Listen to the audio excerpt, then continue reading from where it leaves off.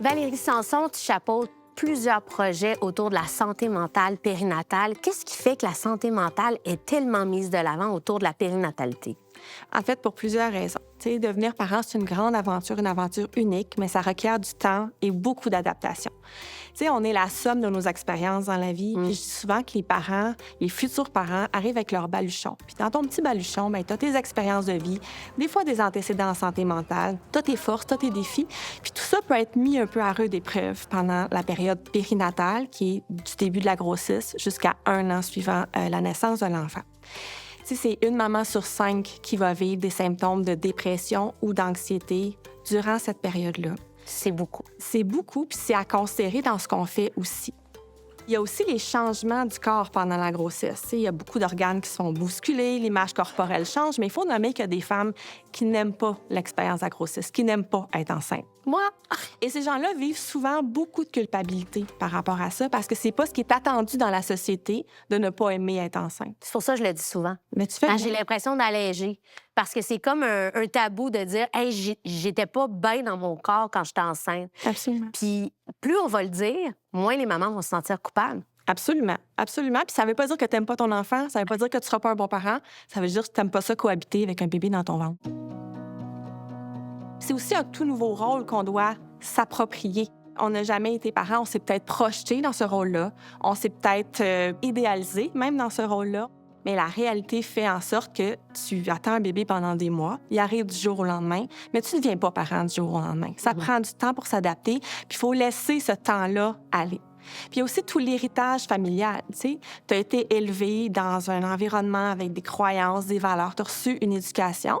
Puis là, il faut que tu fasses le tri de tout ça. Qu'est-ce que tu veux garder? Qu'est-ce que tu veux transmettre à ton enfant? Puis la même chose pour le partenaire. Puis là, il faut trouver moyen de faire équipe pour que ça fasse du sens. C'est pas quelque chose qui se fait du jour au lendemain, puis ça peut fragiliser une santé mentale. Jason réseaux sociaux. C'est quoi la réalité des mamans autour des réseaux sociaux?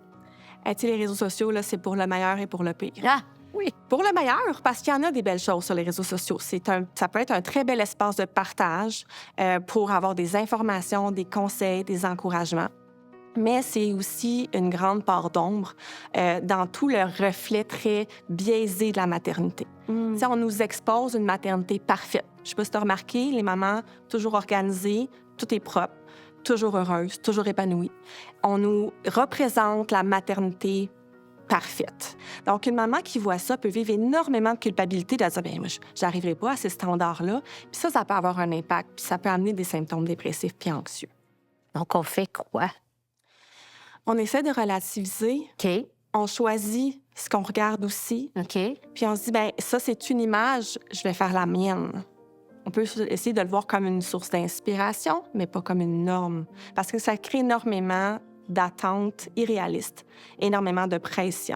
On tombe dans une ère de pression de performance de la maternité, tu sais, la maternité de performance, où les mères sont inquiètes de ne pas être à la hauteur. Elles ne se donnent pas le droit à l'erreur. Ils ont peur que les autres ne les trouvent pas bonnes dans leur rôle de mère, tu sais.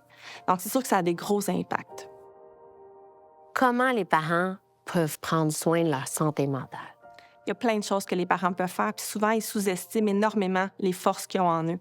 D'abord, d'être en mesure d'accueillir, de reconnaître les émotions pour pouvoir les gérer et les apaiser dans les moments plus difficiles. Déjà, ça, c'est énorme.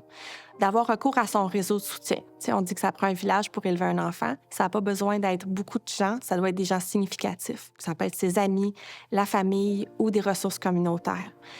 Aussi, d'apprendre à se trouver compétent comme parent. Ça, des fois, c'est d'avoir des gens autour de nous qui sont des modèles, qui sont positifs, puis d'être bienveillant avec soi-même, puis se donner la chance. Tape dans le dos. La tape dans le dos, tu sais, de se donner le temps. Ça n'arrive pas du jour au lendemain. Puis finalement, bien, d'avoir l'espoir dans ses capacités, d'évoluer, puis d'apprendre, puis de se trouver une place dans ce grand défi-là.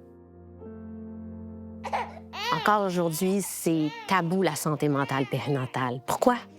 On a fait beaucoup de progrès en général sur la santé mentale. En période périnatale, il y a encore beaucoup de tabous. On dirait qu'on se doit d'être heureuse, épanouie en tout temps. Qu'est-ce qui fait que les parents hésitent à en parler? Bien, pour répondre à ces standards-là, par désirabilité sociale. C'est ce qui est attendu de toi, d'être heureuse, épanouie, chevaucher ta licorne 24/7 quand tu es enceinte. C'est pas toujours le cas. Donc, ils veulent pas déplaire, elles veulent répondre à ces attentes-là, donc elles vont juste pas nommer. Ils ont peur aussi. Ils ont peur d'être jugés, ils ont peur qu'on doute de leurs compétences parentales. C'est pour ça qu'ils hésitent à en parler, mais pendant ce temps-là, la souffrance, des fois, devient tellement grande qu'ils attendent d'être au bout du rouleau avant d'en parler. C'est sûr que si on agit en amont, si on ouvre des portes comme professionnels, c'est peut-être pas les parents qui vont faire le premier pas. C'est peut-être à nous d'ouvrir la porte.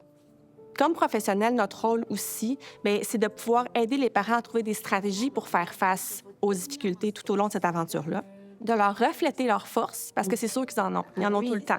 Puis de les aider à trouver des stratégies pour prendre soin d'eux. Puis de les référer vers les ressources nécessaires quand le besoin est là. Petit mot sur les partenaires. Qu'est-ce qu'ils peuvent faire? Les partenaires sont tellement précieux. Puis si on y va au sens plus large, l'entourage, ils peuvent répondre à différents besoins. C'est des alliés extraordinaires pour une famille qui devient parent. Pour répondre à des besoins simples, concrets, faire l'épicerie, faire le lavage, aller chercher le grand à la garderie. Ça peut être à répondre à des besoins plus informatifs, avoir des conseils, pouvoir avoir des encouragements ou qu'est-ce que tu as fait, toi, quand il s'est passé quelle situation, ou avoir un soutien émotif. Juste savoir que tu peux te confier à quelqu'un, puis que la personne va t'écouter sans jugement, puis sans nécessairement te donner un conseil. T'écouter pour t'écouter. Oui, c'est ça, j'allais dire. Des fois, on veut pas de conseils. On veut juste une oreille. Ils sont pas toujours faciles à recevoir, les conseils, puis ils sont pas toujours sollicités non plus. C'est ça. Faut pas sous-estimer le simple pouvoir de l'écoute, puis de normaliser ce que les parents vivent. Et j'entends que c'est difficile pour toi, je comprends. Dans la même situation, je vivrais la même chose, je pense. Je t'invite à continuer, là. Tu es sur la bonne voie.